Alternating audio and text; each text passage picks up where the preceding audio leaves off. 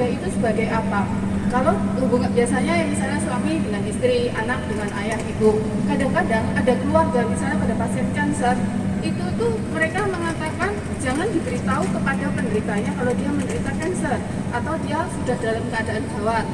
Nah, kita akan memberitahu kalau itu biasanya tetap ada dua choice, akan dilepas atau tidak. Tapi di Indonesia saat ini eutanasia belum boleh dilakukan. Tapi di luar negeri, di Australia, itu eutanasia, itu namanya eutanasia ya, melepas alat-alat dengan konsekuensi pasien akan meninggal. Itu boleh dilakukan di Australia selalu saya, tapi kalau di Amerika juga kayaknya udah boleh. Tapi di Indonesia tidak boleh. Cuman kalau keluarga mengatakan itu masalah biaya, kita tidak bisa mengatakan apa-apa. Cuman itu tetap ada dua pilihan. Kita akan menerangkan konsekuensi pada saat pasien dilepas adalah kalau dia kesadaran manusia kan ada beberapa macam tuh, sopor, somnolen, koma sopor, terus yang terakhir koma dan akhirnya meninggal kan. Kalau itu secara medis. Kalau secara itu kan keagamaan kan mungkin ada kehidupan di alam lain, ada ini. Dan terutama di Jawa itu juga ada yang kepercayaan misalnya orang itu punya susu, punya apa.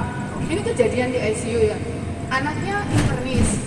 Di ICU itu dia zaman dulu belum ada BPJS tuh waktu saya masih jaga ICU. Dia sudah di ICU udah 1 tahun, semua sudah dijual. Tapi anaknya kan karena anaknya dokter internis, dia mengatakan jangan dilepas dulu, ibu saya masih bertahan. Dan setelah dilepas pun itu tidak meninggal sampai beberapa hari. Terus orang-orang mengatakan, oh ibumu itu punya susu, gini. Terus dia hanya memanggil orang pintar dan didoakan, katanya dikasih daun kelor lah segala macam. Akhirnya meninggal. Tapi itu kan pilihan ya. Jadi kalau dari kami tetap itu sebenarnya kita tetap memberitahu, tapi kalau masalahnya biaya itu rumah sakit tidak bisa menanggung. Dan saat ini pun ya, ini sih sebenarnya BPJS kan pro dan kontra. BPJS pun ada batas maksimal pembiayaan pasien di rumah sakit.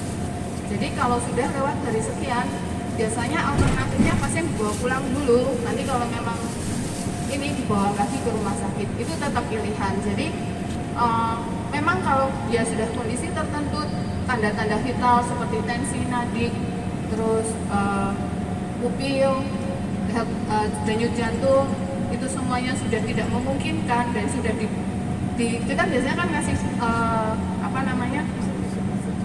diberi supaya dia tetap naik tensinya, dopa-dopu gitulah intinya, diberi supaya dia tetap mempertahankan kestabilan dari tanda-tanda vital pasien tersebut. Tapi kalau pada saat tertentu dia sudah tidak mampu lagi, kita akan memberitahu keluarga, inform consent, keluarga pasien kita suruh tanda tangan. Kondisi pasien seperti ini tetap akan dilanjutkan atau tidak. Biasanya itu dokternya sudah memberitahu. Nah, kalau keluarga mengatakan mereka tidak akan melanjutkan, biasanya kita lepas. Kadang ada juga keluarga, kalau orang Jawa itu katanya kan nggak boleh meninggal di rumah sakit. Jadi kalau misalnya kita sudah memberitahu kondisinya jelek, kadang-kadang dibawa pulang ke rumah sama mereka dengan konsekuensi ya paling di rumah 1-2 hari mereka akan meninggal.